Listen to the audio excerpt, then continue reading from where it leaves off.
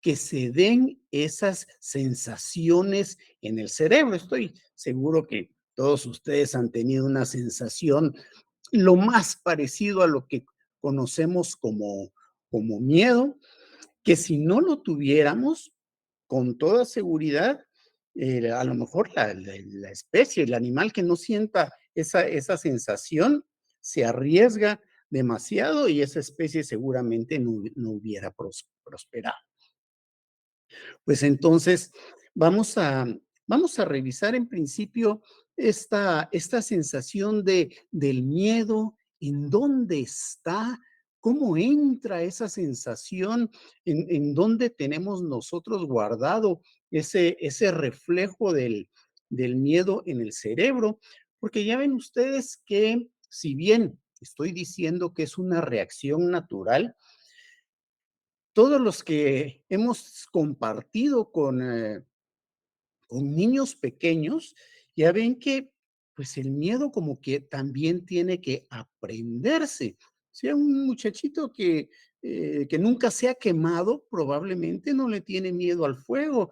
Alguien que no se ha caído, a lo mejor no le tiene miedo a las alturas, pero estas estos miedos, estas reacciones pueden llegar a ser incluso patológicas, impedir que esta persona tenga sus roles normales en la sociedad y apartarlo de una vida social normal y compatible con el resto de la sociedad.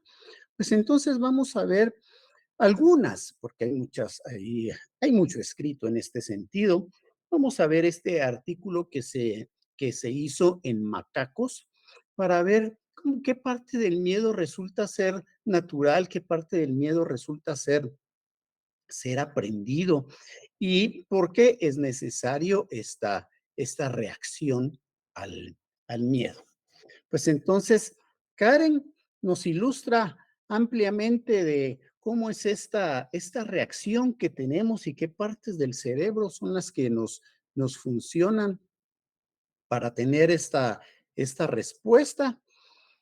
Hasta el día de hoy, ninguna de las presentaciones ha merecido menos de 100 puntos, entonces usted no va a ser la excepción en esta oportunidad, ¿verdad? Muy buenas tardes, y ahorita comparto.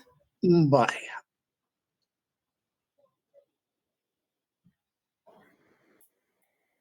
No sé si observan, si miran la pantalla, mejor dicho. sí, ahí está acá.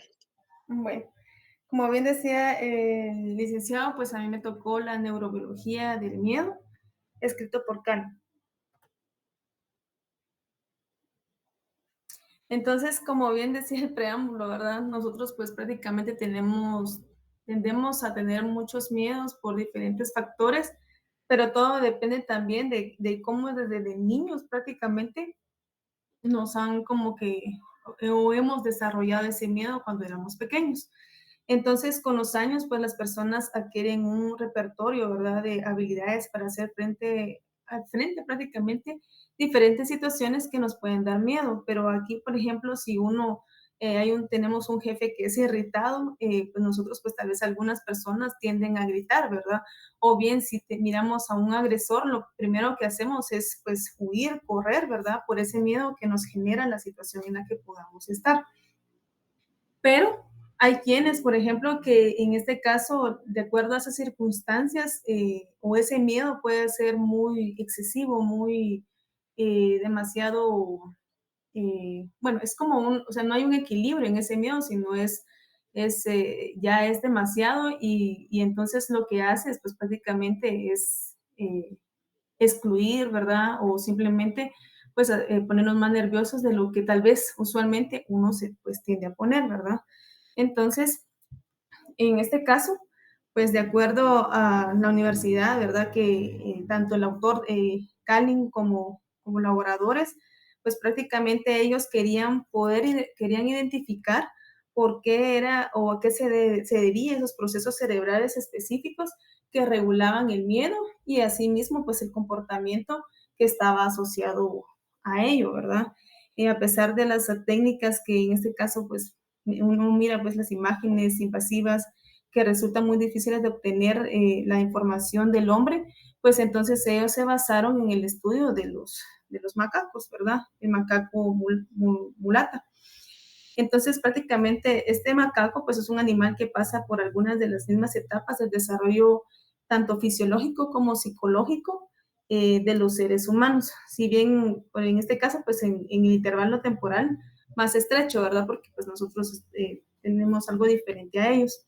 La profundización en la naturaleza y el funcionamiento de los circuitos neurales que modulan el miedo de los monos debiera servir en este caso para determinar qué procesos cerebrales originan la ansiedad desproporcionada, ¿verdad?, de las personas, lo que en este caso facilitaría el diseño de una nueva terapia para erradicar un poco este miedo o ansiedad que se genera durante las diferentes circunstancias. Entonces, en este caso, ¿verdad? Algo antes que pase al otro, la intervención acertada, pues a la mayor eficacia, tiene que hacerse a la temprana edad, ya que se ha corroborado, ¿verdad? Que los niños que tengan, en este caso, pues temores o son muy asustadizos a temprana edad y si no se tratan, pues pueden tener trastornos emocionales. Entonces, el grupo de Kagan, ¿verdad? De acuerdo a la Universidad de Harvard, pues han demostrado que el niño que tiende a ser o tiene una timidez muy exagerada a los 2 años, tiene más probabilidad de desarrollar ansiedad y depresión en etapas posteriores a su vida. Entonces, lo cual significa que tales trastornos sean inevitables, por más que el miedo excesivo contribuya a una lucha emocional a lo largo de toda su vida. Entonces ellos hacían el ejemplo, ¿verdad? Que si nosotros miramos a un niño profundamente retraído ante otras personas, por ejemplo, en la escuela iba a ser pues prácticamente el centro de atención de la burla durante el periodo escolar. Entonces, este niño podría empezar a sentirse pues desplazado y por ende apartarse todavía aún más de sus propios compañeros. Con el paso del tiempo, este niño podría quedar atrapado en un círculo vicioso que lo acabaría llevando a aislarse aún más, con una baja autoestima y una sensación de fracaso, ansiedad y depresión.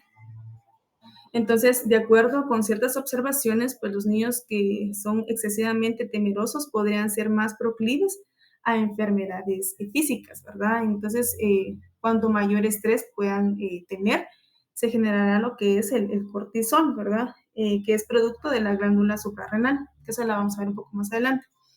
Entonces, ante una amenaza, esas hormonas desempeñan una función esencial. Aseguran que los músculos pues tengan una energía necesaria para la lucha o bien la huida.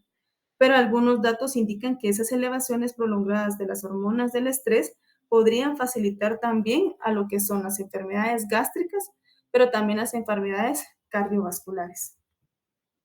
Entonces, además de ello, también pueden tener alteraciones alérgicas, entre otras cosas. Entonces, prácticamente hay señales en las cuales pues nosotros podemos, que provocan de alguna forma ese miedo y de alguna forma identificar el comportamiento de ansiedad que genere, en este caso, ¿verdad? El estudio fue de los monos, el macaco, para poder determinar qué era lo que generaba que les diera miedo más que en otras situaciones.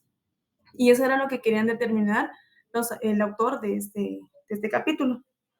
Entonces, pues prácticamente algo importante era que ellos querían determinar también la edad en que los monos comenzaban su comportamiento de la defensa. Y esto pues lo hicieron a través de los experimentos realizados en el Centro Regional de Investigaciones Primatológicas de Wisconsin. Y en la cual pues ellos lo que hicieron fue que tomaron monos, ¿verdad? Del macaco entre los 6 y 12 meses. Entonces, ¿en qué consistió pues este experimento? Que de hecho aquí hicieron varios experimentos. Consistió en que los pusieron a los monos en 3 situaciones relacionadas. En una, por ejemplo, era la separación de una cría con su madre. Entonces, prácticamente los encerraban, los ponían en esa jaula durante 10 minutos. En la segunda situación, como podemos observar, se daba la displencia que prácticamente era que no iban a tener contacto visual de la persona que estaba ahí. Pero esa persona, el que iba a hacer las observaciones, estaba presente, pero no iba a ver directamente al mono, ¿verdad? Mientras que en la otra situación es que la persona que estaba observando el comportamiento del mono sí lo iba a estar viendo fijamente, por eso se le llamó mirada sostenida. Entonces, cada una de estas tres situaciones presentaron los monos diferentes reacciones. Entonces, en la primera, prácticamente, si podemos observar nosotros ahí en la imagen, ese aislamiento, ¿verdad? Que la separación de la madre, del hijo a su madre, pues lo que hizo fue que los monos pues se activaran e emitieran en este caso, eh, ¿cómo se llama esto? Apretaron como que sus labios prácticamente y ellos empezaron a hacer como unos melodiosos susurros parecidos a un arrullo. Entonces, ellos lo relacionan, ¿verdad? Que la separación de la madre con su cría se daba, los monitos prácticamente tenían cuando hacían este como susurro, era como un anhelo llamando a su mamá, porque ellos querían sentir la cercanía y la seguridad de su mamá, cosa que ahorita en este experimento pues ya no lo tenían. El siguiente, la siguiente situación, que fue el sin contacto visual, pues prácticamente esta fue la situación que generó más miedo, en el cual se evitaba la mirada, ya que los monos pues reducían su actividad hasta quedarse incluso helados, inmóviles durante largos periodos en los cuales estuvieron en esta situación. Cuando una cría pues divisaba su posible depredador o predador, su intención de trasladar a llamar la atención de su madre, pues se trasladó a pasar totalmente, pues prácticamente eh, inadvertido o inmóvil. Entonces, esta respuesta pues prácticamente limitaba la probabilidad de un ataque o el ataque se pudiera producir.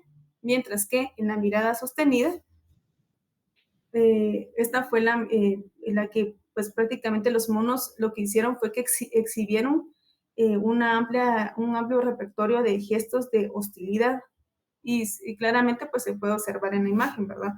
Emitían ladridos que en este caso forzaban el aire en su abdomen a través de las cuerdas vocales para poder lanzar una especie de gruñido, dirigida la mirada hacia atrás como en son de amenaza y también sacudían la jaula y también gruñían sus dientes. Entonces, esta mezcla, ¿verdad? De veces que ellos estuvieron amenazando con actitud de sumisión, también pues demostraba el miedo que tenían de estar en esa situación, pero también a la larga pues ellos se defendían rechinando pues sus dientes. Esta situación aumentaba a nivel de los susurros, que hacía que en este caso los animales pues estuvieran en esa situación. Entonces, los monos no son los únicos que se ponen en este estado, como lo observamos con estas tres situaciones, ¿verdad? Sino que también pues, se puede dar esa alerta con otros animales, siempre y cuando se les esté viendo con la mirada pues, fija. Entre los animales o los ejemplares que se pueden ver también que pasa esta situación son los cangrejos, los camaleones y las aves, entre otros grupos dispares, ¿verdad? También perciben la mirada como una amenaza, ¿verdad? Por eso es de que ellos reaccionan de esa forma. Algunos peces e insectos han desarrollado manchas protectoras que se asemejan a los ojos y estas manchas pueden evitar los ataques dirigidos hacia ellos o bien para que les quiten su vida, ¿verdad? Y me llamó la atención de que en la India, por ejemplo, los campesinos se colocan máscaras detrás de la cabeza para espantar a los tigres y prevenir así un posible ataque de este animal. Entonces, en este caso, pues el hombre, esencialmente, también cuando le hacen la mirada fija, ¿verdad? O de cuando está en depresión o bien de ansiedad, pues tiende también a evitar la mirada fija de otras personas. Entonces, no somos tan distintos en ese sentido. Pero ¿en qué momento de la vida del mono lo pues aplicaba estas tres situaciones, verdad? Entonces, el autor de este capítulo, pues prácticamente llegaron como a la conclusión de que tal capacidad electiva que emergían estos monos podía darse, ¿verdad?, alrededor de los 2 meses de edad del mono. En efecto, pues la madre permite que sus hijos, después de esos 2 meses, ¿verdad? La madre de los monos permite que sus hijos pues jueguen con otros que son iguales a ellos en un momento, y lo cual esto ayuda a que pues ellos confíen en los adultos y las crías de alguna forma ellos confían que puedan defenderse de los demás. Además de eso, también a las 10 semanas de edad, los monos pues responden con diferentes emociones y se dice que aprenden en este caso a discernir cuáles son las expresiones que tienen los adultos. Para establecer ese periodo crítico del desarrollo, pues examinaron ellos en este caso otros, otros, eh, cuatro crías, ¿verdad? En este caso de los monos, para poder entender, en este caso, cómo se daba ese desarrollo. Y eso, pues usualmente se dice que se daba, siempre las crías fueron agarradas, ¿verdad? De los pocos días a las 12 semanas para poder determinar esto, ¿verdad? La separación de la madre, pues siempre separaron a la madre de su hijo, los dejaron siempre en una jaula desconocida y siempre a los monitos pues los exponían luego a situaciones de aislamiento y contigüidad. También no los miraban y en otras sí había una mirada fija para hacer este periodo crítico del desarrollo de la ansiedad o del miedo. Tanto las sesiones también estas sesiones pues se grabaron para ver su análisis respectivamente. Entonces, los más pequeños, ¿verdad? Los monitos más pequeños, pues de 2 semanas de edad aproximadamente, se desplegaban, en este caso, tenían como comportamientos de defensa, pero carecían de cierta coordinación motora y parecían actuar erráticamente como si permanecieran ajenas a la presencia o a la mirada del observador intruso.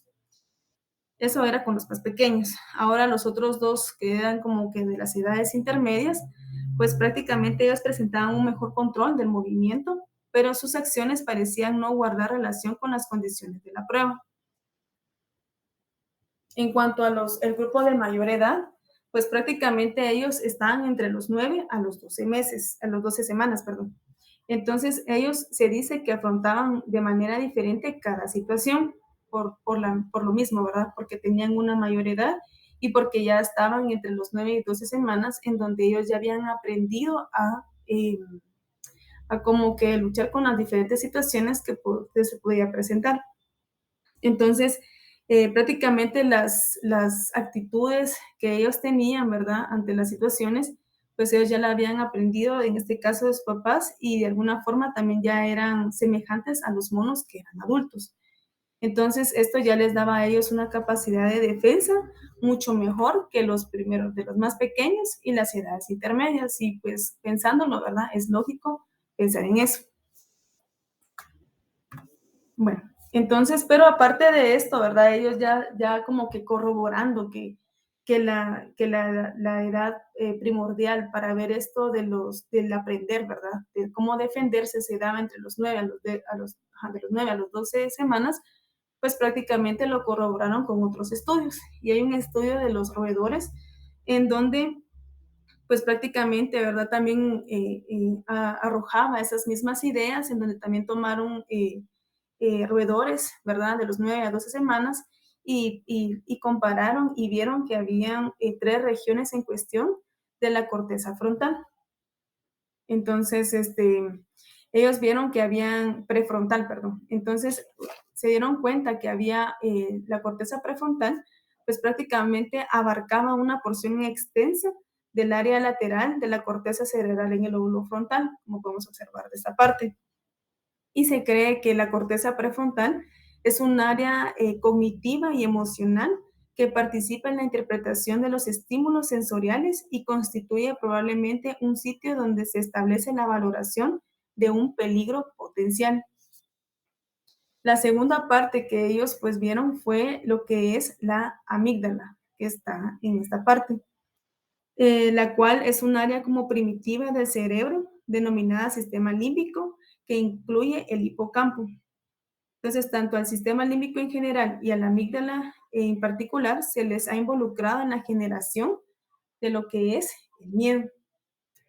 Y la tercera parte, ¿verdad?, que ellos vieron en este estudio de los roedores fue lo que es el hipotálamo, en donde está localizado en la base del cerebro de un componente del sistema denominado hipotalámico hipofisiario suprarrenal, en donde, pues en respuesta a señales de estrés, el hipotálamo prácticamente activa o libera la hormona corticotropina, la cual también va a liberar o activa la hipófisis, y esa hipófisis libera lo que es la hormona adrenocorticotropina, que se abrevia ACTH, la cual esta a su vez va a estimular la liberación del cortisol por parte de la glándula suprarrenal, como se mira en este caso en este esquema, ¿verdad? Y esto prácticamente va a preparar, va a pasar todo este proceso que ya les mencioné para preparar el organismo para la defensa como tal, ¿verdad? Si está en peligro o se siente amenazado, etcétera.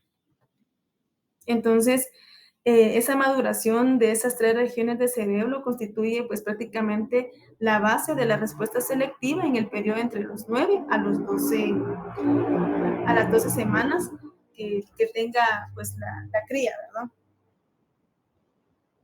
Entonces, ahora bien, la madurez de la corteza prefrontal, pues prácticamente viene, se puede distinguir, ¿verdad? Que en el hombre se da señales como de amenazas en esta parte.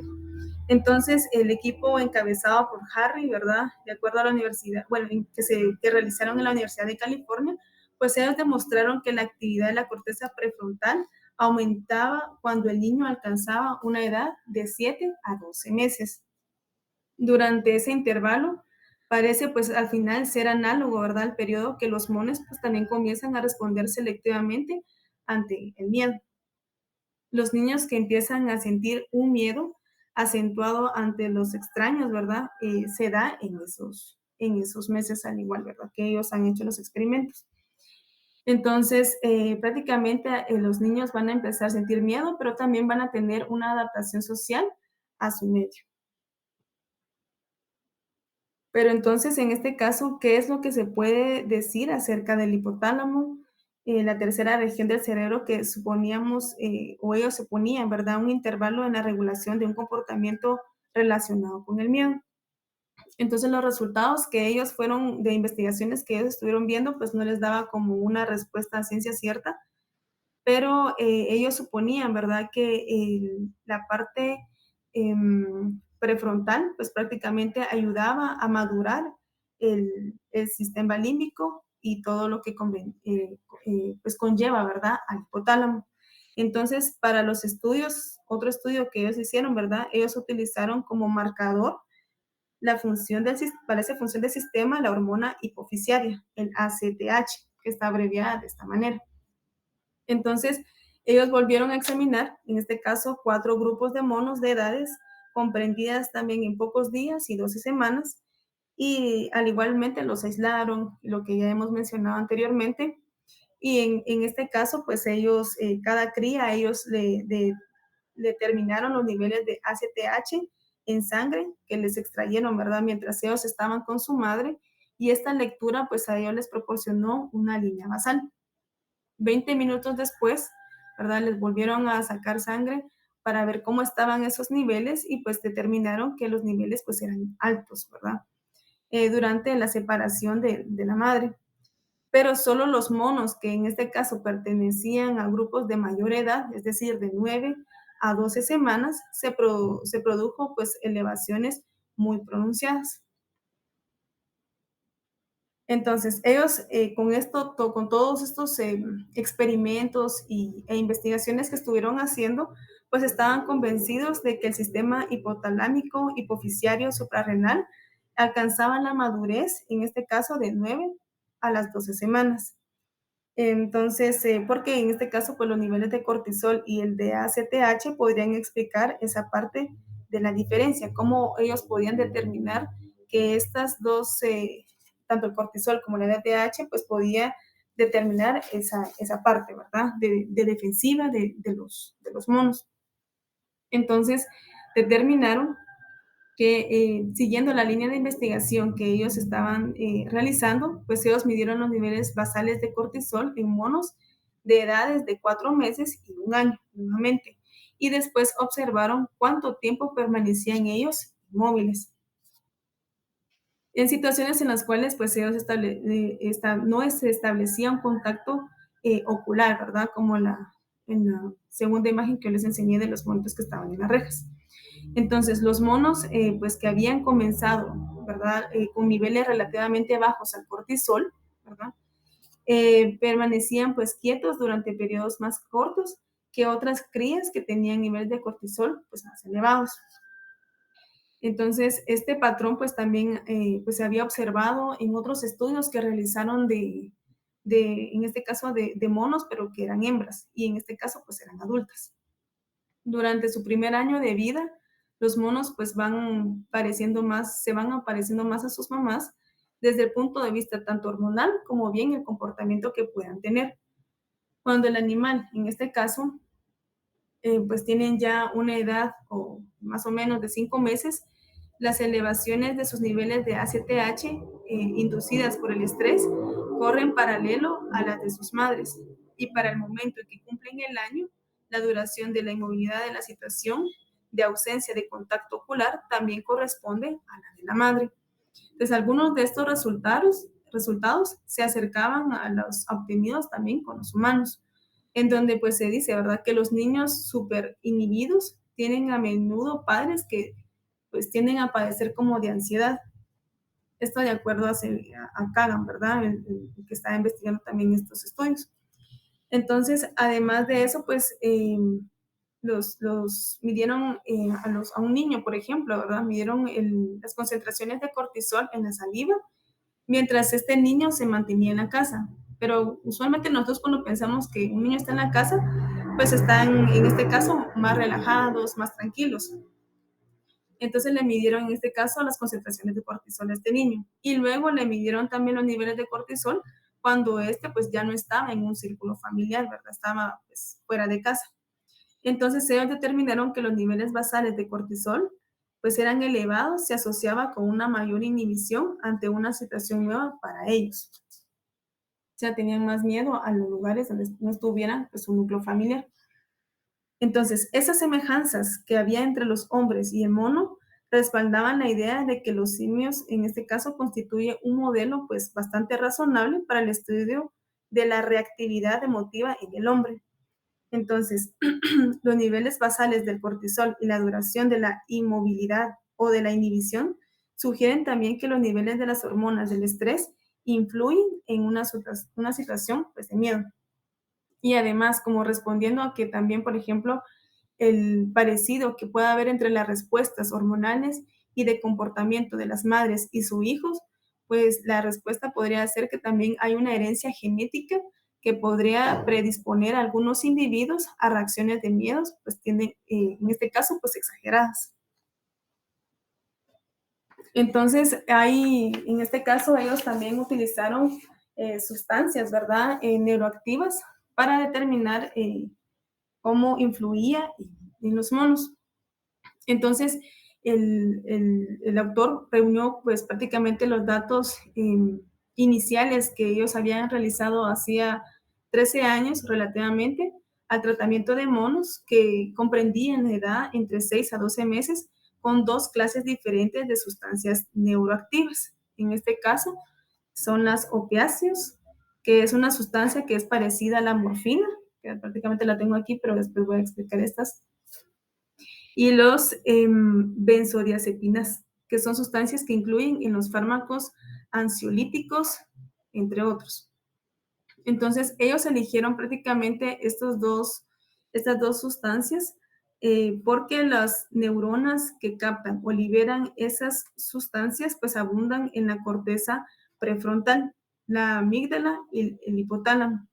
Entonces, en este caso se sabe que las opiáceas tienen sus corrientes endógenas naturales como la endorfina, las cuales pues tienden a ejercer una función neurotransmisoras después de que ciertas neuronas pues tienden a liberar dichas sustancias endógenas. Luego, las benzodiazepinas, pues prácticamente no han como podido aislar o modular, ¿verdad? La molécula endógena de esta, pero pues sí, un poquito más adelante les voy a decir en qué consistió esto. Entonces, para poder, en este caso, determinar cómo funcionaban estas dos sustancias, mejor dicho, neuroactivas en los monos, pues agarraron también en este caso pues, otros monos para poder, en este caso, administrarles los fármacos, en donde pues también igualmente separaron a las crías les administraron los fármacos antes de separarlos las crías de sus madres, ¿no? Entonces, ellos registraron pues el comportamiento que tuvieron ahí. Entonces, en este caso, la morfina, que es un derivado de esto, ¿verdad? De las opiáceos, hizo descender el susurro que normalmente aparece en la situación de aislamiento del mono y en la situación de mirada, mientras que la naloxona, por el contrario, esta aumentó el susurro. Entonces, esta naloxona lo que hizo es que se une a los receptores opiáceos y bloquea la actividad de la morfina y de los opiáceos endógenos. Pero tanto ni la morfina como la naloxona pues no influyeron tanto en el gruñido que provoca por la mirada desafiante de la persona que los estaba observando. Además que tampoco influyó en este caso en el comportamiento hostil y tampoco en la duración de inmovilidad cuando no se establecía contacto ocular. Entonces, de todo ello, ellos pues prácticamente infirieron que las vías neuronales que hacen uso de los opiáceos regulan fundamentalmente los comportamientos afiliativos, es decir, cuando son inducidos por la angustia causada por la separación de la madre.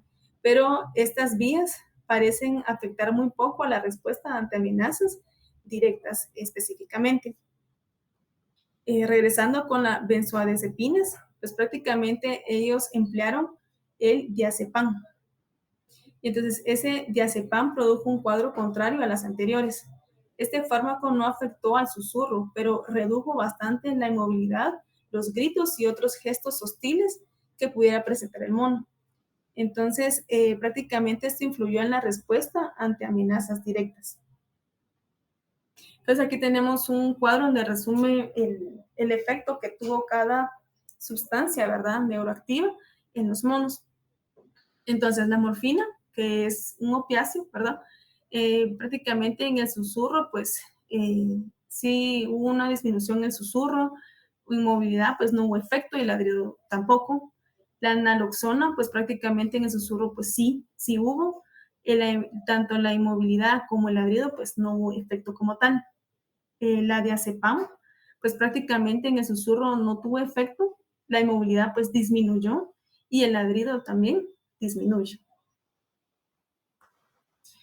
Pero ellos en este caso pues querían, probaron con otros fármacos, ¿verdad? Los cuales son el alprazolam y el beta-carbonina. Entonces, el azopram pues prácticamente relajaba, ¿verdad? La ansiedad con la que en este caso tenían los monos, ¿verdad? En cuanto a la inmovilidad, también redujo la hostilidad ante la mirada retadora de la persona que lo observaba y la betacarbonina aumentó también la ansiedad del mono y elevó la hostilidad. Ambos prácticamente modularon prácticamente lo que era el susurro de los monitos. Entonces, finalmente, estos estudios, ¿verdad? De alguna forma, el susurro que presentaban la situación de mirada fija que tenían los monos, no solo puede reflejar una necesidad afiliativa, o es un deseo de confort o que le proporciona la mamá como tal, sino que también puede ser una petición urgente inducida por una amenaza con la que reclama una ayuda inmediata. Un mismo comportamiento podría servir pues para una doble función y hallarse controlado por dos vías distintas. Además, también los circuitos sensibles a los opiáceos y a las benzodiazepinas operan ambos durante el estrés. Sin embargo, no saben si van como que caminan juntos o van separadamente. Eso sería otro estudio que habría que realizar. Se desconoce entonces en este caso la conducta de las neuronas en la vía de los opiáceos y en la vía de las benzodiazepinas. Se ignora también la posibilidad de una mutua cooperación. Pese a ello, ¿verdad? El escenario podría muy bien ser el siguiente, mencionan en el artículo. Cuando una cría es separada a la madre, se inhiben las neuronas liberadoras de opiáceos y por tanto las sensibles son sensibles a estos mismos. La inhibición que despierta la añoranza a la madre y hace aflojar el sentimiento de vulnerabilidad por la misma situación. Esta caída de actividad de las vías sensibles de los opiáceos posibilita que los sistemas motores cerebrales produzcan el susurro como tal. Entonces, además de esto también, ¿verdad? El sistema de benzodiazepina influía mucho sobre la conducta de defensa que tenía el mono, ¿verdad? Además que este estudio, decían, también mencionaban ellos, de distintos de compuestos útiles. Ajá. Lo que pasa es de que en este caso, por ejemplo, los estudios proporcionaban de alguna forma hallazgos que eran muy importantes porque, como decía al inicio, el mono pues se parece mucho al humano, ¿verdad? Entonces esto podría promover el descubrimiento de nuevos fármacos eficaces para los niños, pero también para los adultos, lo mencionaban. Entonces, el haber, en este caso, acotado de estímulos que desencadenaban 3 tipos de conductas asociadas con el miedo en el macaco, a ellos les permitió avanzar en los conocimientos sobre el desarrollo y regulación de sus estrategias de la defensa. Entonces, ellos creían, en este caso, que las vías dependientes del opiáceos y el benzodiazepina en la corteza prefrontal, la amígdala y el hipotálamo desempeñaban una función decisiva en la determinación de la estrategia elegida. Gracias.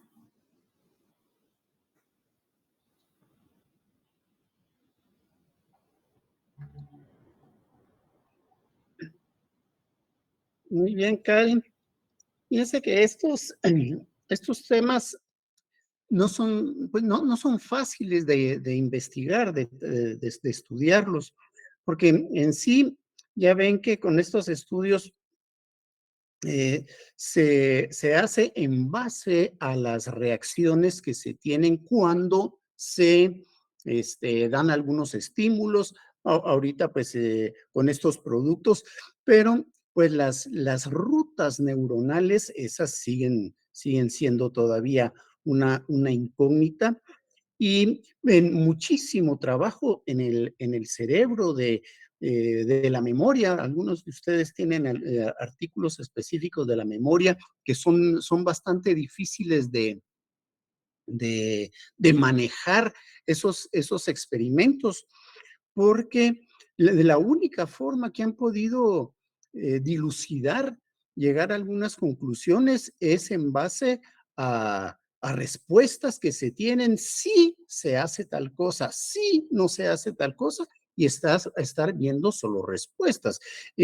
Mucho de esto se ha trabajado también, pues nada más, no hay otra forma que ocasionando daños en sitios muy puntuales en el cerebro y ver cuál es la reacción. De hecho, así es como se ha mapeado la forma en la cual se almacena la memoria, por ejemplo, el, la movilidad, todo por lo intrincado que es ese enramado neuronal en el cerebro.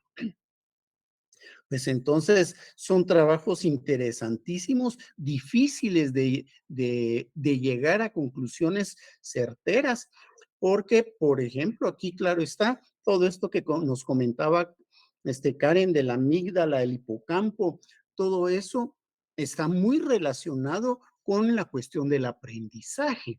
Entonces, dependiendo de las experiencias que tengan los individuos que están sujetos a investigación, pues las respuestas van a ser bastante disímiles. Por eso, las experiencias que puedan tener que por supuesto todo esto va orientado a entender un poquito más el cerebro humano, ¿verdad? O con estos modelos animales. Entonces, con las experiencias que se tienen con los niños que están todo el tiempo sujetos a juegos que se pueden golpear, pero bueno, se golpearon, pero ya vieron que a los 2 días estaban bien, ya no les importa golpearse como aquel niño que solo vio que el otro se golpeó, entonces él no se va a querer exponer. Entonces, eso ya implica esa parte de la educación a las reacciones que se puedan tener a las mismas cantidades del cortisol, por ejemplo.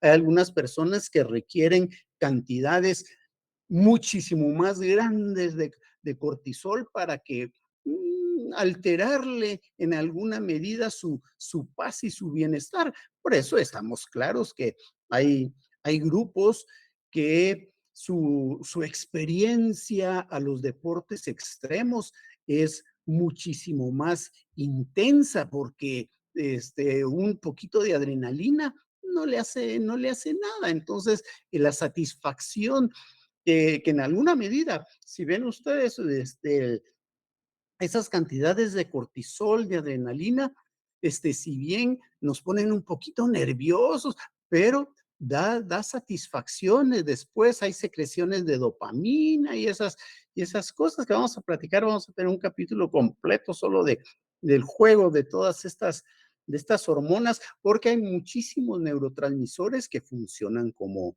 hormonas también.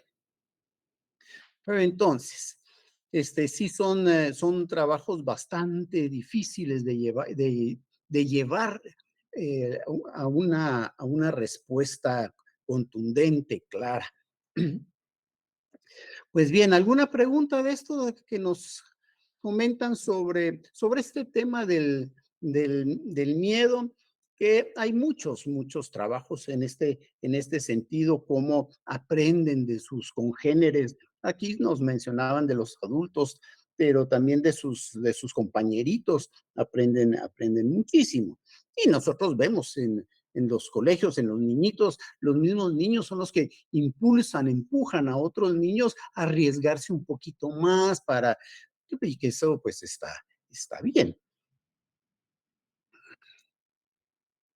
Ok, pues si no tenemos alguna pregunta de esto, vamos a ver ahorita otro tema en donde, pues ya ven que nuestros sentidos clásicos, la vista, el oído, el gusto, el olfato, el tacto, eh, pues está mucho más definida cómo están esas rutas neuronales para llegar al cerebro, para tener nosotros esa sensación de lo que estamos viendo, esa sensación de lo que estamos oyendo, de lo que estamos oliendo. Entonces son sensaciones que como llegan por rutas distintas, a distintos sectores del cerebro, es que podemos discernir si el impulso nervioso que nos está llegando nos da una sensación de visión, porque llega a una parte del cerebro que si estimulamos esa parte del cerebro, nos va a dar sensación de visión, porque como vamos a ver, todos los impulsos nerviosos se transmiten exactamente de la misma manera. La diferencia va a ser a qué parte del cerebro está llegando. Por eso es que, por ejemplo, en muchas alternativas que hay para suplir la sensación del oído, pues van ahora impulsos nerviosos que como no está el nervio óptico, el nervio auditivo adecuado para llevar ese impulso, pues entonces están haciendo esas conexiones neuronales con impulsos nerviosos para estimular esas partes del cerebro, que al estimular esa parte del cerebro recibimos la sensación de sonido. Esa sensación de la visión, si estimulamos esa sensación de la visión, pues entonces ahora con determinadas frecuencias eléctricas estimulando esas partes del cerebro, están haciendo que gente que tiene alteración total en la retina, en los ojos, puedan tener la sensación de visión. Entonces, pues ya se les puede explicar a una persona que, que congénitamente nació, pues, nació sin visión, pues explicarle cómo es el rojo. ¿Cómo le explicarían ustedes a alguien que nunca ha visto cómo es el café, cómo es el amarillo, cómo es el verde? No le va, pues es como las plantas, y pues yo nunca he visto una planta tampoco. ¿Cómo le explicamos cómo son los colores a una persona que nunca ha podido ver?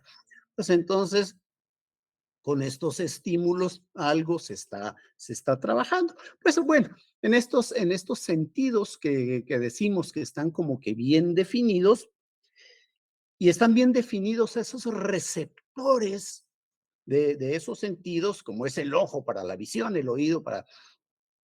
Hay sentidos que, pues, los clásicos que les llamamos el sexto sentido, que sabemos que tenemos esa percepción, pero qué parte de nuestro cuerpo está percibiendo esa sensación. El, estoy seguro que más de alguno de ustedes ha tenido esa sensación de, ay, siento que hay alguien atrás, pero no es por un sonido, no es, sino que es sencillamente una sensación, que son esos clásicos sentidos sin órgano del sentido. Pues vamos a platicar ahora, Surizada, y nos va a platicar de este sentido de orientación que tenemos. Bueno, nosotros nos hemos ayudado muchísimo con, nuestro, con nuestro ingenio para orientarnos en, bajo algunas situaciones, si voy para el norte, si voy para el sur, si voy para dónde, pero estamos claros que en, cuando se generan estos sentidos en la evolución, primero tenían que ser de carácter vital, ¿verdad? Porque pues teníamos que migrar, teníamos que ir a buscar en dónde estaba cambiando el ambiente para que fuera más amigable con la existencia de las, bueno, no solo de nosotros, sino que todas las especies, conseguir el alimento, es obligado que migren distintos animales, pues entonces, ¿en dónde está ese sentido de orientación? Cuando, si yo les digo, ahorita están en su casa, yo les digo, nos vamos a juntar, pero no en el museo, sino que nos vamos a juntar donde estaba el estadio del ejército. Inmediatamente, pues nosotros tenemos de referencia clásica el museo, ¿verdad? Y si les digo ahí el estadio del ejército, inmediatamente hicimos nuestro mapa mental. ¿Cómo me voy a ir para allá? Porque no es por donde me voy todos los días, sino que voy a tener que ir a dar la vuelta por otro lado. Entonces, en su cabeza empezaron a hacer ya su mapa mental. Bueno, pero teníamos un punto de referencia. Pero y cuando no tenemos puntos de referencia, cuando es primera vez que vamos a migrar, primera vez que nos vamos a desplazar, pues entonces vamos a ver si efectivamente tenemos nosotros alguna brújula, ahora llamado el clásico GPS en nuestro cerebro, y que lo tienen que tener todos los animales en la distinta escala zoológica, desde los más avanzados hasta los menos avanzados, que migran, igualmente migran, infinidad de invertebrados migran también. Pues entonces, ese sentido de orientación de cómo migrar, hacia dónde migrar, en qué momento migrar, porque esa es otra cosa, no es nada más el hecho de para dónde voy, sino que cuándo voy a agarrar para allá. Pues entonces, vamos a ver un par de artículos que nos van a presentar ahora, que sin duda, excelente, bien presentado, como han estado todos hasta el momento, de cómo está esa percepción del espacio, en dónde estoy ubicado, porque si yo quiero ir para algún lado, desde el principio tengo que saber en dónde estoy yo parado. Pues entonces, desde allí el cerebro ya tiene que darnos información de dónde estoy yo parado y para dónde me voy a ir si quiero ir a algún lugar en particular. Pues entonces, Virginia, ilústrenos ampliamente cómo es esto, este rol en el cerebro de nuestra ubicación espacial y cómo podemos hacer nosotros esos mapas mentales para podernos desplazar. Y la próxima vez que vayan a ir a algún lado, digan, oye, o sea, mi cerebro me hizo en este momentito el mapa y además les hizo el mapa antes de salir, ya lo llevan en la cabeza. Además de cuando ya se están desplazando, si tuvieran que desviarse, su cerebro tiene que corregir esas coordenadas para llegar al sitio a donde van. Pues entonces vamos a ver cómo funciona ese cerebro para poder orientarnos en el espacio. Pues entonces la escuchamos con toda la atención y el interés a Virginia. Ahorita presente. Sí, cabal, cuando estaba leyendo este primer artículo, me puse a pensar en eso de cómo nos ubicamos con un mapa en nuestra.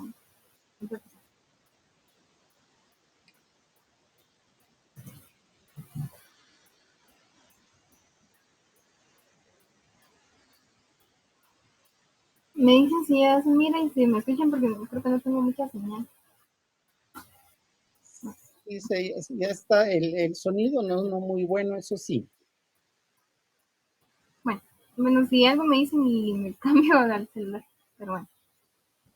Entonces yo les voy a dar el primer artículo, se llama El GPS del cerebro y los autores hacían como que el énfasis de cómo nos movemos en carro o cómo vuelan los aviones, usamos el Waze, ¿verdad? El GPS, pero ellos se hacían la pregunta de que cómo nos movíamos antes, nuestros antepasados o las personas de hace siglos, incluso los animales, cómo se mueven sin ese GPS, ¿verdad? Entonces, este estudio se centra en el cerebro de los mamíferos, que dicen que con todos los descubrimientos desde 1918 por ahí, decían que los mamíferos tienen un sistema de localización bien complejo que se parece al GPS, es el que nos ayuda a hacer esos mapas mentales y para movernos incluso solo caminando. Entonces, eh, pues como hemos visto con otros órganos que no nos estamos dando cuenta de cuándo respiramos o cuándo palpita el corazón, también el cerebro hace estos cálculos de nuestro GPS interno sin que nos demos cuenta. Y entonces, para empezar, ellos ponían el ejemplo de otros animales, como este nemátodo Caenorhabditis elegans, que decían que es como que el menos avanzado, hablando de neuronas, porque solo tiene 302 neuronas y se orienta solo por medio de señales olfativas. Y entonces siguen un rastro de olor decreciente a decreciente. Y también hay otros animales como que ya más avanzados, como hormigas o abejas, que encuentran el camino añadiendo los olores, le añaden otras estrategias adicionales. Eh, entonces, estas otras estrategias le decían integración de rutas, que es similar al GPS. Y entonces, con otras neuronas, calculan la posición mediante el control constante de la dirección del animal y incluso calculan la velocidad del movimiento con respecto al punto de partida y otras referencias externas. Pero más que cualquier otra clasificación zoológica, los mamíferos dice que son los que son más capaces de elaborar estos mapas neuronales de su entorno. Estos patrones tienen una actividad eléctrica en el cerebro que, que usan más, no solo por la cantidad de neuronas, sino que usan neuronas y rutas específicas para generar unos potenciales de acción para que refleje eh, su entorno y la posición donde están. Decían que los mamíferos son los más avanzados porque eh, estos mapas mentales se forman en la corteza, y esta corteza, que es la capa más exterior, surgió en etapas tardías de evolución, y por eso es que los mamíferos son los que tienen esta capacidad. Entonces, esta investigación se hizo principalmente con roedores, y les voy a estar explicando lo que le hicieron a estos roedores, a estas ratones, para haber descubierto cómo usan estos sistemas de orientación, integrando varios sistemas de orientación para, para poder ubicarse, ¿verdad? Era interesante porque no solo se ubican dónde están ellos, sino que calculan la distancia que recorrieron, la dirección del desplazamiento, y también, como les dije, la velocidad. Y también es interesante porque no solo es el mapa visual de distancia, desplazamiento y todo eso, sino que también queda en la memoria para usarlo después, y también se recuerdan como objetos, colores que estaban en las posiciones a los que fueron. Entonces,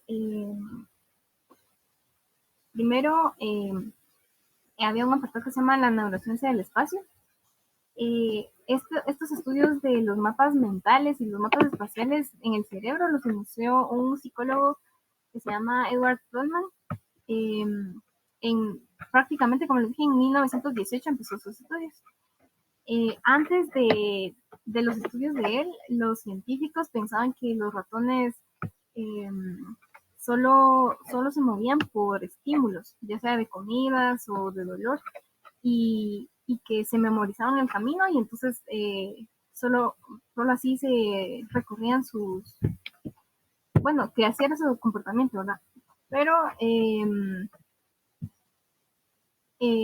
cuando habían laberintos, Tolman se dio cuenta que los ratones a veces tomaban atajos o observaban su ambiente antes de seguir caminando.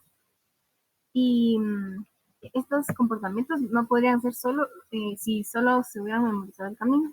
Entonces, él estuvo observando bastante los comportamientos de estos ratones, y él tenía una hipótesis de que los ratones y los animales creaban mapas mentales donde memorizaban como que la geometría del espacio exterior, y que les servía más que solo para encontrar el camino o el estímulo que estaban teniendo, sino que también registraran información como les dije, ¿verdad?, de los acontecimientos vividos en esos escenarios concretos.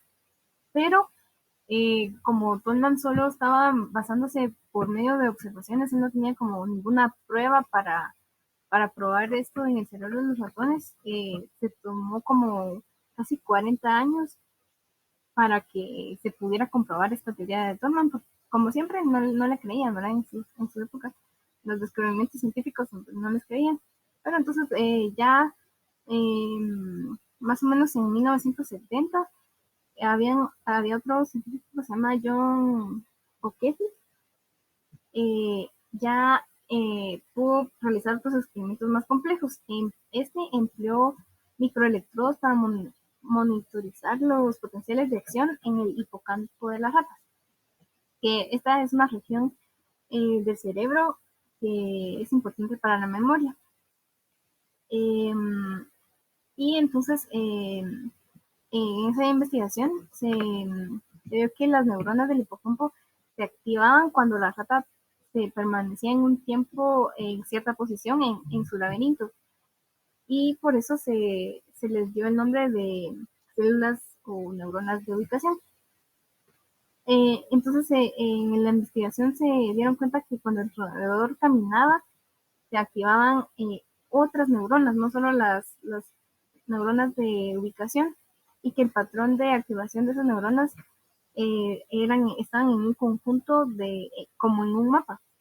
Entonces, ya con otros científicos, tuvieron otra hipótesis de que las neuronas de ubicación eran solo parte de algo más grande, ¿verdad? De un mapa cognitivo que ya Tolman anteriormente en 1930 había dicho. Entonces, primero,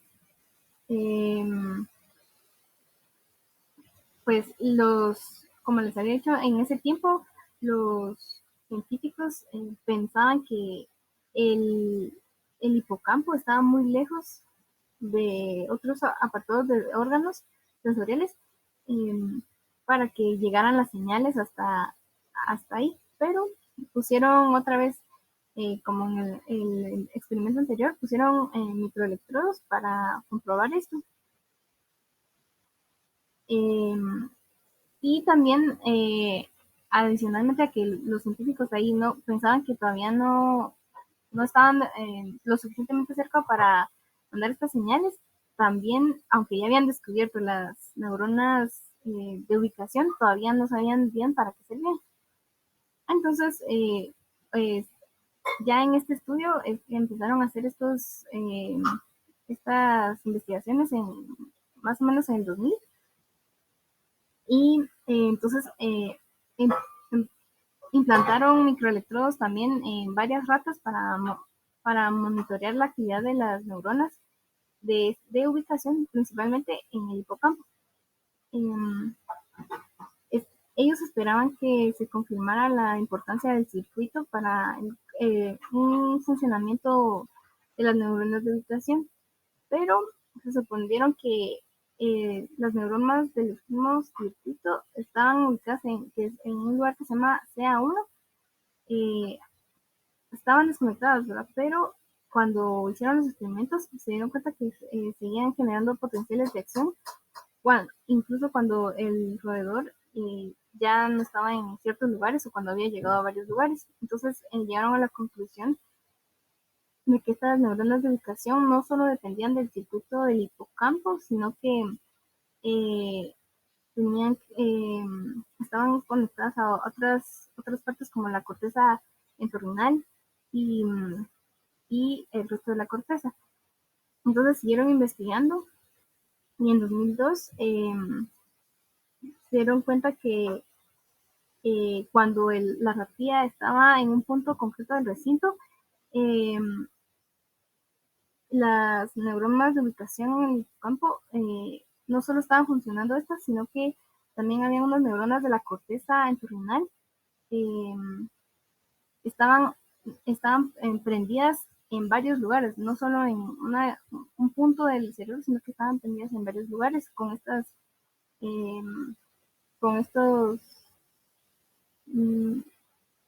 bueno, con el experimento que estaban haciendo. Entonces, descubrieron que en los lugares de cada neurona entorrinal se activaba en unas formas de hexágono, como se llama acá. No solo era como algo desordenado, como habían estado viendo, que se prendía una neurona, se prendía otra, sino que cuando las ratas se movían, las neuronas se prendían de una forma, y eran en los puntos, en los vértices, y eran una forma de hexágono. Entonces, le pusieron el nombre de célula de retícula o neurona retícula. Y esta se activaba cuando la rata pasaba sobre cada vértice.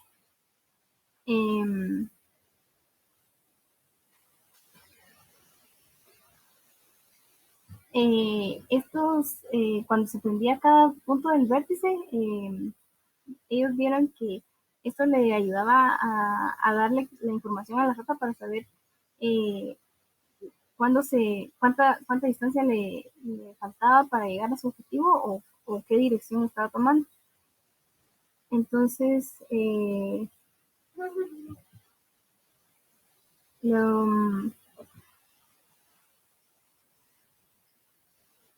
perdón, así, como está acá, se dieron cuenta que estas células que se prendían en cada vértice no solo estaban para orientación y velocidad, sino que también se prendían cuando las ratitas encontraban un obstáculo en este recinto, en el laberinto, ya sea fuera una pared o otro tipo de obstáculo. Y entonces eh,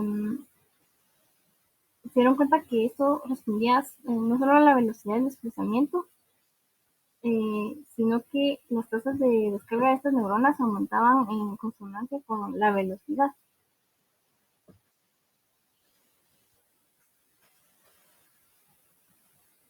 Ahora, hablando de las neuronas de retícula,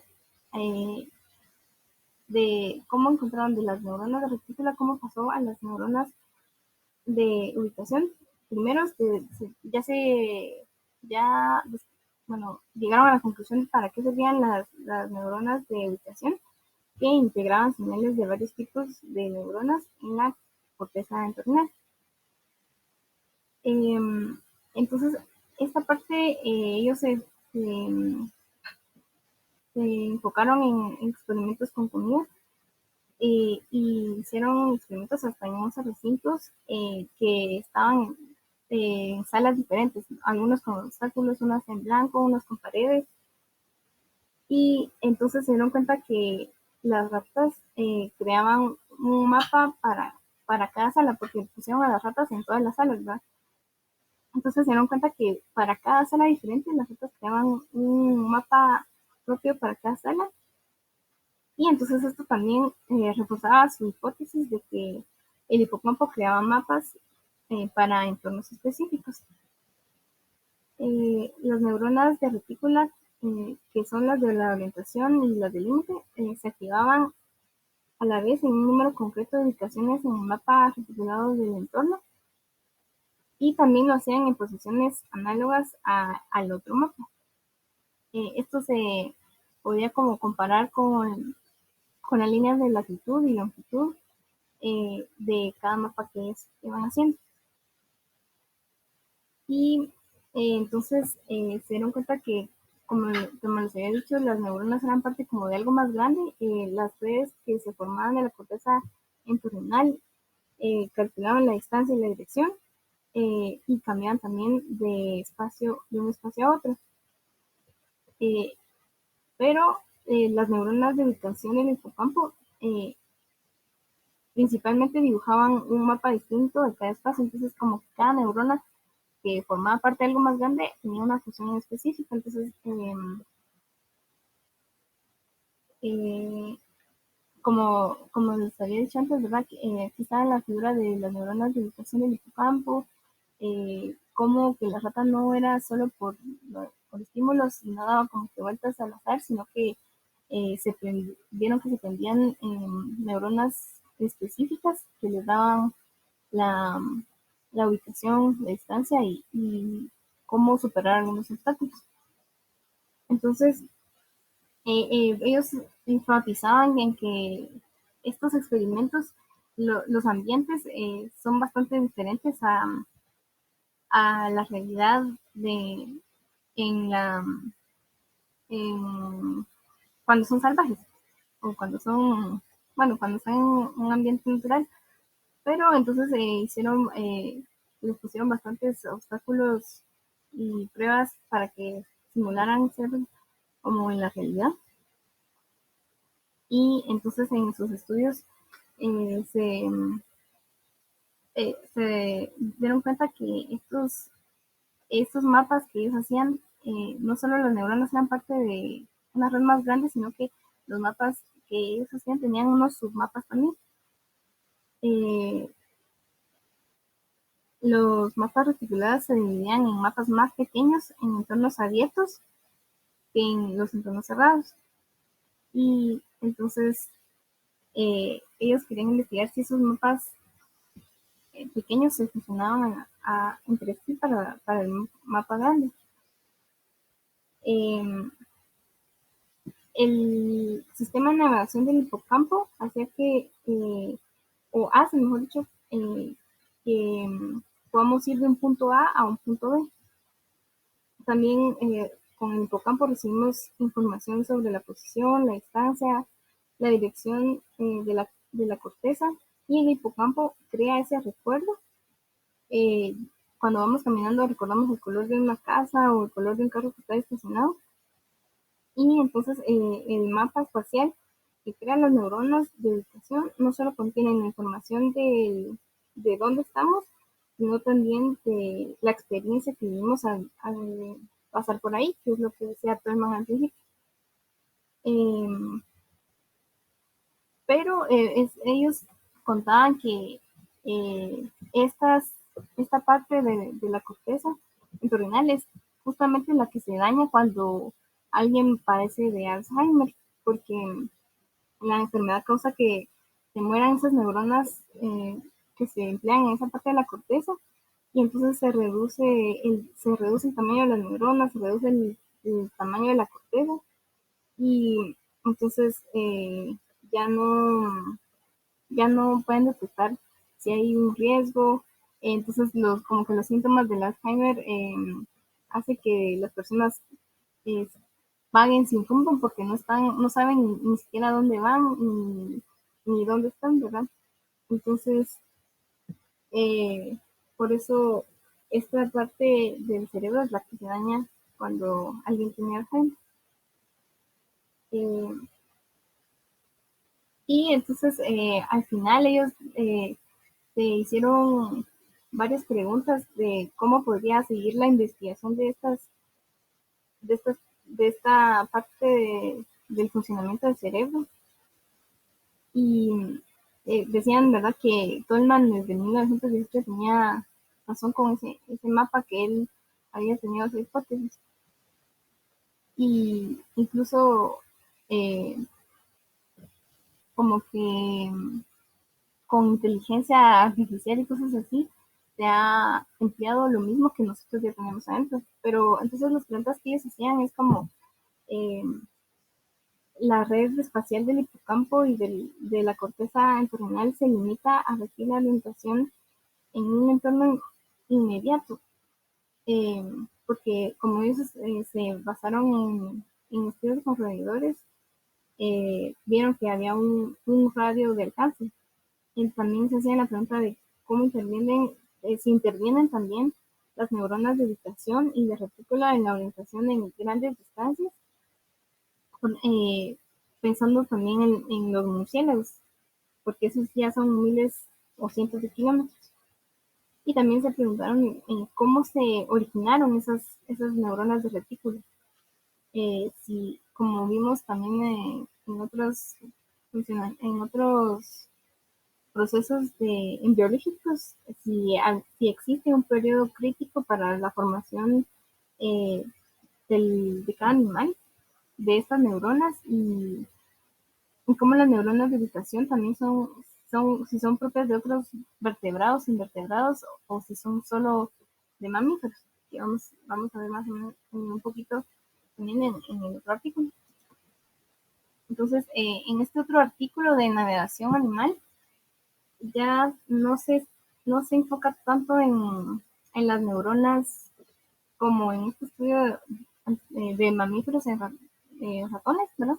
Sino que hace más una comparación con algunos o todos los instrumentos de navegación que se han usado desde hace muchos años, y cómo lo usan los animales para migrar y cosas así.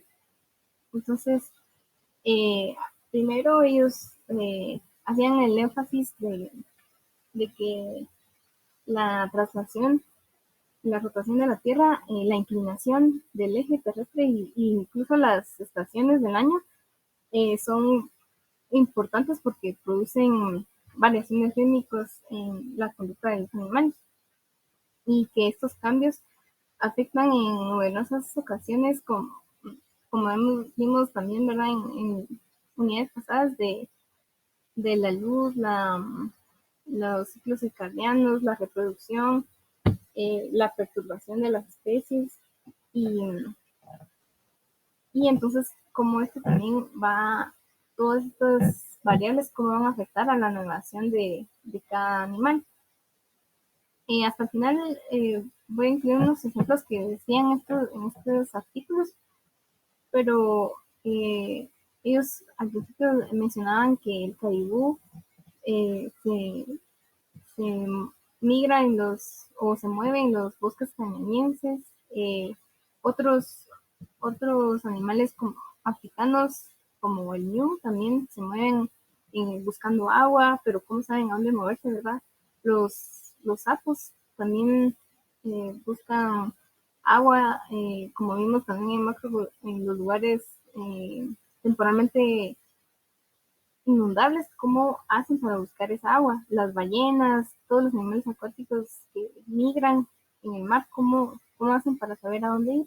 Y las aves, ¿verdad? Que son las que más se sabe que migran. Y entonces todos estos animales navegan muchos kilómetros de distancia, año tras año, y cómo es que saben para dónde ir.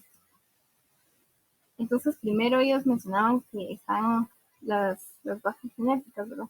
Que hacían las preguntas de cómo, lo que les estaba diciendo antes, cómo conocen los animales migratorios su destino, cómo conocen el trayecto, cómo establecen la dirección antes de partir su viaje, cómo mantienen su viaje y cómo no se pierden en medio del camino, y cómo saben cuando ya están en el lugar correcto. Entonces, eh, principalmente se han hecho estudios con aves o con mariposas, porque ellos tienen un comportamiento migratorio a los que les llaman genes reloj, que siempre hacen estas migraciones en épocas específicas del año. Pero también existen otros genes que tal vez no están bien conservados, pero que determinan la dirección, que es como el vector al que tienen que irse de la ruta, y el destino migratorio de varias poblaciones de una misma especie. Y cuando las poblaciones intercambian información genética cuando se reproducen, esto puede cambiar la orientación de la ruta. Entonces, en conclusión, la hibridación de las especies de las poblaciones confiere una plasticidad a la ruta migratoria de una misma especie. Entonces, ¿cómo se orientan? ¿Cómo se orientan las aves? ¿Cómo se orientan los animales para migrar? Los cambios en la trayectoria que van acompañados de un alineamiento constante entre su cuerpo y la dirección a la que se están desplazando pueden estar orientados por el sol, decían ellos, que es como la principal fuente de luz durante el día, o puede ser también por otros estímulos externos. Y aunque la posición del sol o de la luna cambian, los ojos del observador siempre registran la misma dirección del estímulo. Otra cosa que ellos decían que es importante es el ángulo del cuerpo del animal respecto a su punto de referencia. Ellos lo determinan a partir de dos informaciones sensoriales, los animales. El ángulo del cuerpo con respecto al sol y el ángulo del cuerpo con respecto a la dirección de la que se está moviendo. Y esta última información, que ya es más interna, proviene de órdenes motoras que controlan el movimiento de las patas de cada animal. Ahora hablando como de animales acuáticos, para conocer su posición en el océano, los, eh, los, también los navegantes hace años, los marinos, usaban aparatos, los sextantes, las cartas náuticas, compases, brújulas y todo esto para poder ubicarse. También los pilotos, hablando de siglos pasados, se orientaban usando satélites, calculaban la velocidad, la trayectoria y, registraban sus coordenadas, pero todo esto lo que hacemos, lo que hemos hecho los humanos para ubicarnos, pero un animal no tiene estos artefactos. Y entonces, a partir de la información que les proporciona su propia forma de moverse, a donde van a moverse o a migrar, el sistema nervioso les automáticamente les determina la velocidad, el tiempo y, y entonces les estima la distancia del trayecto que tienen que moverse, como si tuvieran todos esos aparatos que hemos usado los humanos. Por ejemplo, las hormigas, unas hormigas del desierto que mencionaban ellos, determinan la duración de su desplazamiento. Las abejas de la India también calculan la fuerza con que tienen que moverse para llegar eh, a su punto de destino. Y entonces el ejemplo de estas dos especies era que las dos estiman una distancia recorrida. Y hablando de que estos son insectos, ¿verdad? No son mamíferos ni aves.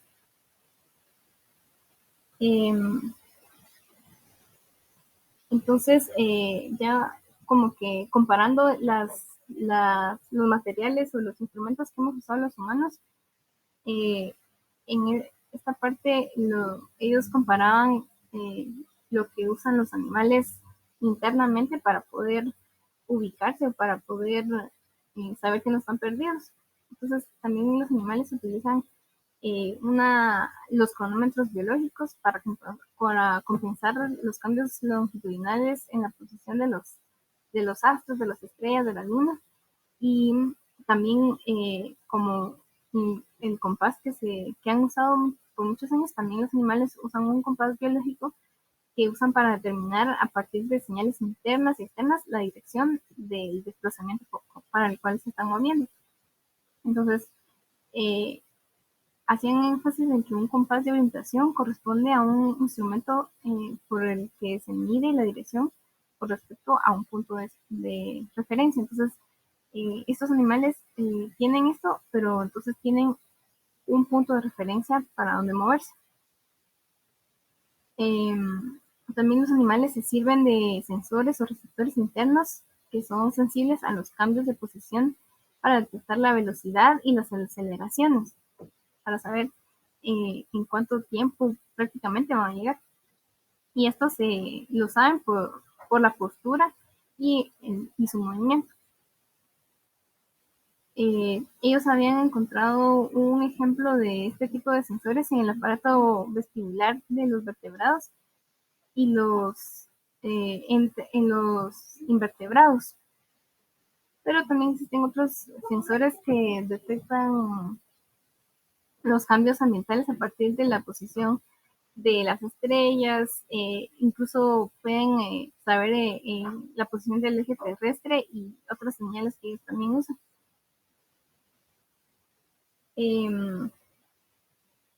Esto me pareció bastante interesante porque son cosas que nosotros no vemos o que usamos como la brújula que nos ayuda a saber como el magnetismo y saber dónde está el norte. Pero entonces ellos decían que la sensibilidad magnética puede variar de una especie a otra. Algunos pueden sentirlo más, como algunas aves o como algunos animales acuáticos, que otras. Aquí dice que parece que casi todos los animales poseen cierta capacidad de adaptación y de aprendizaje magnéticos, o sea que también tienen, no solo genéticamente, sino que también aprenden cómo detectar estos sensores magnéticos. Como les había mencionado, principalmente en aves migratorias, tienen una información para escoger qué constelaciones con qué constelaciones guiarse, porque no solo se mueven durante el día con el sol o guiadas por el sol, sino que estas constelaciones las guían. Que era también lo que les había dicho de la brújula, perdón, biológica. También se ha comprobado que las aves migratorias no distinguen la polaridad de norte y sur del campo magnético, sino que determinan a partir de un ángulo de inclinación del campo magnético la dirección de norte. No detectan como que eh, la polaridad, sino que con esta inclinación saben dónde está el norte y entonces saben para dónde moverse. También mencionaban a las golondrinas que cuando atraviesan los cielos nublados mantienen una orientación al vector magnético, no necesitan siquiera ver las estrellas o el sol, sino que con este magnetismo pueden moverse también. Y también las palomas, las palomas mensajeras que no sé si siguen utilizando eso, pero también con este vector de magnetismo podían saber cómo regresar a su casa.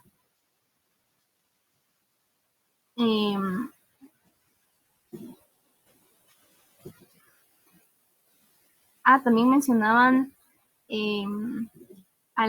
no solo a las aves, sino que también las langostas y también otros crustáceos que también podían detectar esos campos magnéticos o esa orientación magnética como una brújula para poder saber a dónde migrar cuando ya les tocaba migrar. Entonces, primero, hablando ahora sí de las referencias celestes, las estrellas que usan para poder orientarse. También, aunque sean orientaciones celestes, también usan un compás magnético. Algunas aves migratorias usan las estrellas, como ya les he dicho, cuando no tienen este compás magnético, pero otras sí usan el compás magnético. También usan una cosa que la llamaban brújula solar, que no solo la usan las aves, sino también la usan las abejas. Las abejas usan referencias visuales, su punto de referencia es visual, y entonces depende de la posición del sol, que ellas saben cómo regresar al panal o cómo migrar cuando tienen que moverse. Por eso a veces cuando el cielo es nublado, es un efecto supresor para algunas aves y también para las mariposas. También en esta sección de referencias celestes también mencionaban que los artrópodos utilizan la polarización de la luz para guiarse y desplazarse correctamente. Los mosquitos, las abejas y otros insectos que son voladores se apoyan en la polarización de la luz para orientarse y para desplazarse. Y si hay como algún cielo nublado o por eso cuando llueve también detienen su vuelo y si les falta esa información eh, no, no se mueven, sino que se detienen. Ahora también, como está acá en esta imagen, ellos mencionaban que hay dos variables que definen la posición del Sol con respecto a la Tierra. Esto para explicar cómo ven los animales, cómo ven el Sol para poder trasladarse. Entonces, una de las variables es la altura sobre el horizonte y el otro es el azimut. La altura corresponde al componente vertical. Cuando amanece es nula y cuando es el mediodía es la máxima altura, ¿verdad? Sabemos que está totalmente arriba.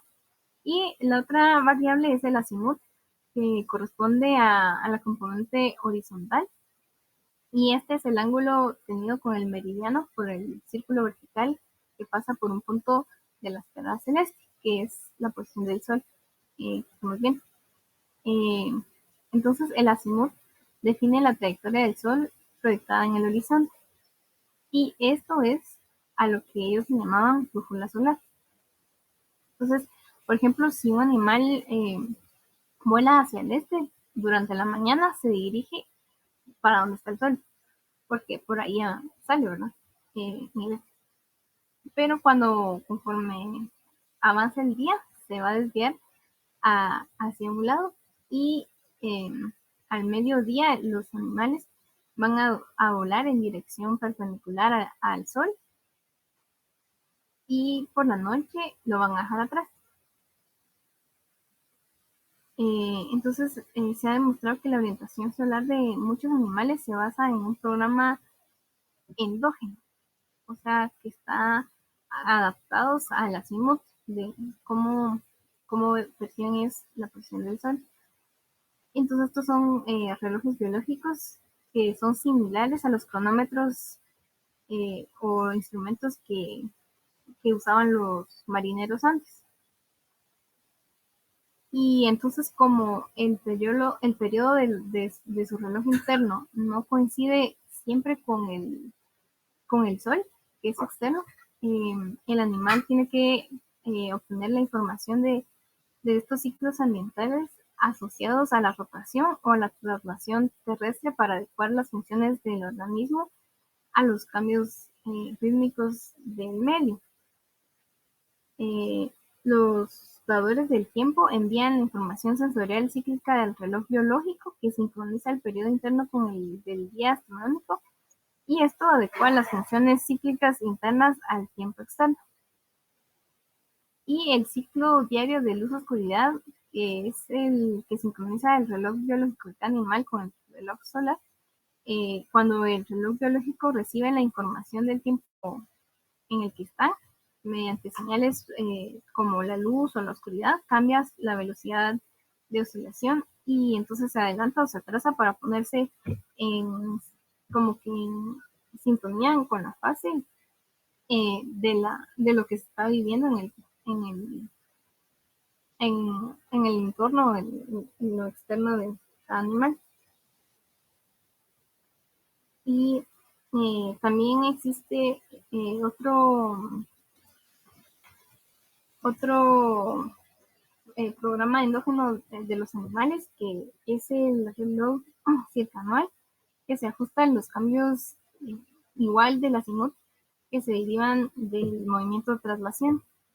Eh, este mecanismo, igual que los ciclos circadianos, eh, bueno, esto en condiciones como experimentales, modifican el tiempo, la dirección y la distancia de la migración de las aves a partir del azimut solar y mediante la generación de señales cíclicas hormonales. Ellos estuvieron observando y se dieron cuenta que las aves, en este caso, secretaban melatonina para sincronizarse con los cambios ambientales y, y así tenían una conducta diferente sexual o migratoria.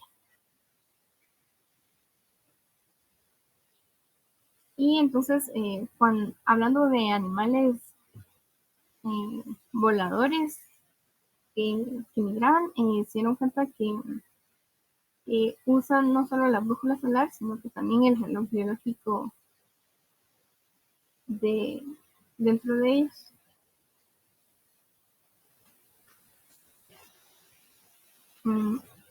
Entonces, por eso, cuando ponemos como que trampas para palomías o mariposas, se usa la trampa de luz, se confunde con esta luz que también, con la que también se guían y pues caen en la trampa. Entonces, aquí de último, puse algunos ejemplos de los que habían en el artículo.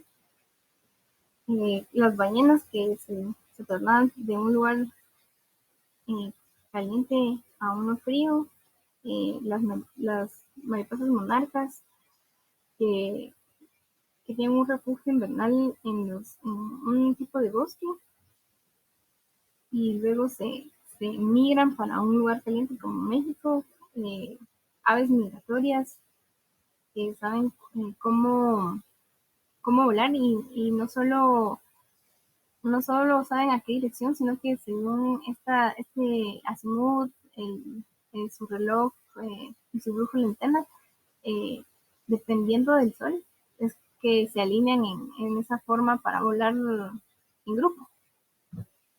También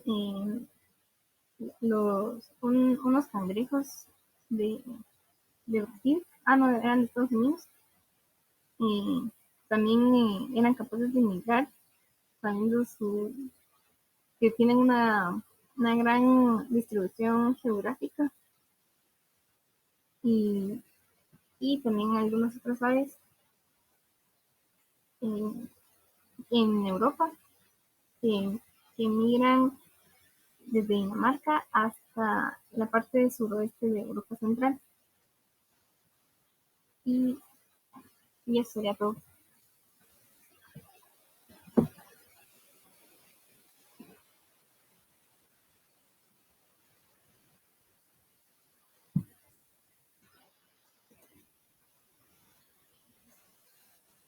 Bien, ¿tenemos alguna pregunta sobre esto?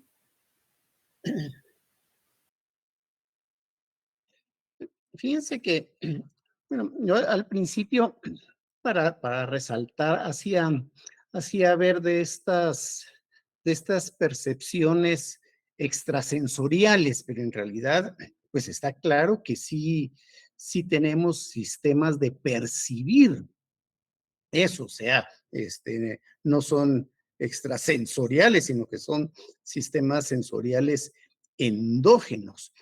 Y por eso es que, si ven ustedes, si alguien nos dice, bien, vengo en 5 minutos, voy a ir a hacer una cosa, sí tenemos nosotros, como nos decía Suri hace un momentito, tenemos un cronógrafo interno que si algo me dice, ya se mandó porque ya lleva 20 minutos. Sí, sí tenemos nosotros esa percepción del tiempo, a pesar de que pues nosotros hemos dividido muy arbitrariamente un día en 24 horas, ¿verdad? Pero sí podríamos nosotros estimar cuándo pasó ya una hora. Sí podríamos decir, miren, tienen una hora para el examen, y si a la media hora les están diciendo, ya estuvo, sin ver el reloj, ustedes pueden decir, la que conchas, todavía no, falta todavía. Entonces, sí tenemos nosotros esos cronógrafos, sí tenemos nosotros esa orientación interna que pues hay algunas que a lo mejor pues ya no nos son tan útiles, como por ejemplo esto del tiempo, ese cronómetro que tenemos nosotros allí en el interior, sí nos sirve todos los días para decir, bueno, unos 5 minutos sí podemos tener un estimado de cuándo ya pasaron 5 minutos, poquito más, poquito menos. A ver, un bonito, fíjense que no tenemos bonos ahora para el tercer parcial.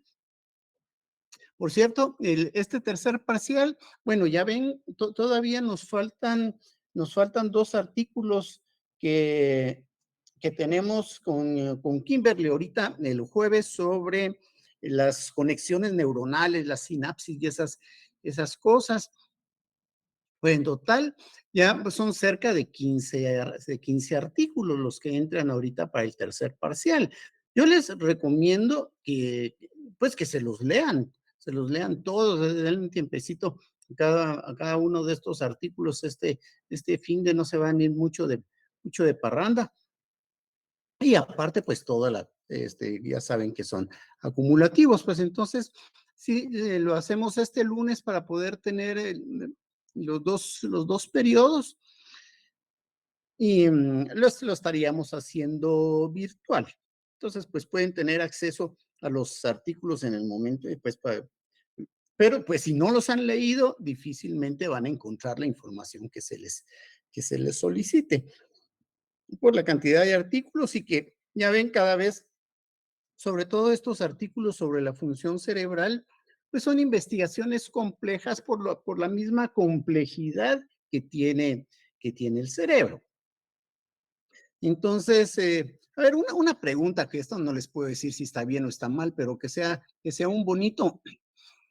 Calculen ustedes, pero no se lo inventen, porque es nada, es para ver si de veras tenemos nosotros una percepción. Calculen ustedes en cuánto tiempo estiman que ha pasado una hora. Y cuando crean que ya pasó una hora, pues vean su reloj y ahí ponen en el examen cuál fue la amplitud de su error en la estimación de la hora. Pues a ver si son minutos, o si son segundos, o si es algo significativo. A ver, en esta muestra de 20, ¿qué tan precisos somos para estimar el tiempo con ese cronómetro que tenemos interno?